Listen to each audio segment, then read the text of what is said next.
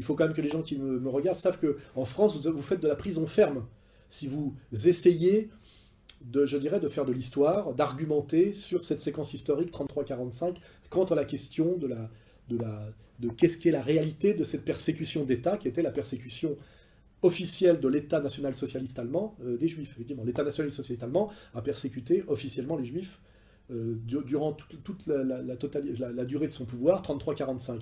Mais après, quant à savoir quelles ont été la réalité de ces persécutions, il est interdit de se poser des questions au-delà de la vérité historique instituée par la force, par la prison, et qui est, on le sait, la vérité les conclusions de Nuremberg. Hein, voilà, c'est-à-dire d'un procès fait par les vainqueurs au lendemain de la guerre. Voilà, c'est la réalité. C'est un scandale pour les historiens, tous les historiens le savent, mais ils ferment leur gueule devant, comment dirais-je, leur patron qui est M. Nora, parce qu'ils ont peur je le dis une fois de plus, ils ont peur de la puissance, de la toute-puissance de la communauté organisée en France, c'est tout. Sinon, ils auraient le courage effectivement de dire Florisson a le droit de penser, enfin pas de penser, de produire ses preuves et ses textes, comparons en conscience, on s'en fout pas, mais normalement il est absolument anormal que dans une république et dans une démocratie, compte tenu des présupposés humanistes qui sont les nôtres, qui s'appuient effectivement sur la raison, le logos, etc., et aucune vérité révélée, transcendante, etc.